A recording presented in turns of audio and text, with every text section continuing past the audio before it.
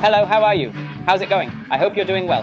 My name is Alex Calderon, and today I have the privilege of sharing with you one of our training sessions, which I believe is one of the most anticipated, especially when you're just starting out and exploring the real estate field.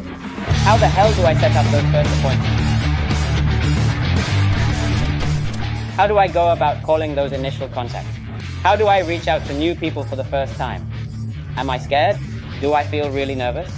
Am I embarrassed? And so on and so forth. I'm going to teach you some quick tips and a series of steps. But before we dive into all that, I want to give you 2 preliminary points. First, remember that prospects, before being prospects, are people. They're human beings. So throughout the points I'll be discussing, always keep in mind that since they're human beings, they don't need robots or machines feeding them information. What they're looking for is warmth. This emotional aspect, this part that we as salespeople are often afraid to show. So remember, point number 1, prospects before they're prospects are human beings. And that brings me to point number 2. This speech, this dialogue that you're probably trying to memorize, remember, it's not helpful to learn something by rote. Leave that to the old school approach. In the past, they probably taught you scripts that you'd read off in a call center, just repeating the same thing over and over. But today, the market has evolved. People are looking for emotional connections with other people.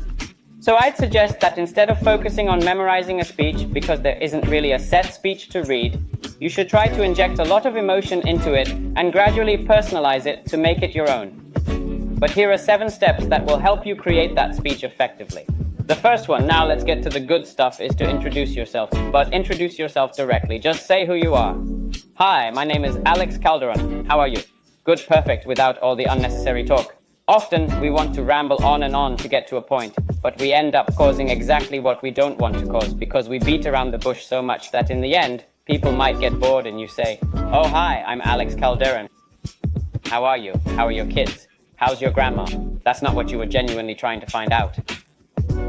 But because you go on and on, fearing that people might feel harassed or tired if you're too direct, you try to go off on tangents, explore many different avenues, and you end up creating exactly what you don't want to create. The very thing you don't want people to feel ends up being what you become. Why? Because you say, "Hey, how's your grandpa? How's your dad? How's Chucho? How's Juan?" Blah, blah, blah, blah, blah, and a lot more blah, blah, blah. And after all that, hey, listen, I wanted to tell you about X, Y, some properties, something about real estate. Ah, I see why you're talking to me now. Ah, that explains it. I was wondering why you're calling me out of the blue. Introduce yourself and be very direct. Get straight to the point. And right after introducing yourself, move on to point number 2. Ask for permission to speak.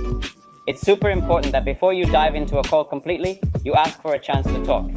Because you see, if you don't, often people who call you from banks, or people who call you from that blue telephone company you're probably thinking of right now, it feels so annoying when they talk to you and don't even ask for permission to speak. They just assume you have the time, they just assume you can listen to the whole call. And 3 things can happen when you don't ask for permission to speak. The first is that they block out everything you're saying.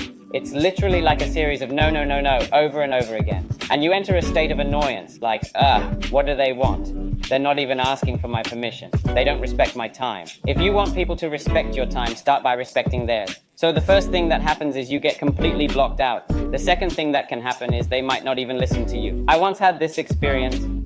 I like to use this example a lot. I was in a restaurant and wanted to buy a cell phone, and I got a call with information I was really interested in. But I couldn't hear anything because the bill arrived and, surprise, like a typical guy, I can't do 2 things at once. They were telling me something on one side and I had to look at the bill and the numbers were really important. I genuinely didn't hear a word they were saying. That could be the second thing that happens to you. The person might not be listening, their auditory channels might be closed, they might not be open to you, they might not be paying attention, and third, it's possible that they end up listening to you. It rarely happens, but we're not ruling it out. However, it's better to ensure a positive outcome by asking permission to speak first. Always use phrases like, "Hey, do you have 5 minutes to talk?" Or, "Hey, I have something really important I almost forgot to tell you. Do you have 3 minutes?" It's crucial that you're clear about why you're initiating contact with someone. If your goal is to set up your first dates or make initial contacts, don't rush in like a kid on a playground slide, trying to explain everything at once.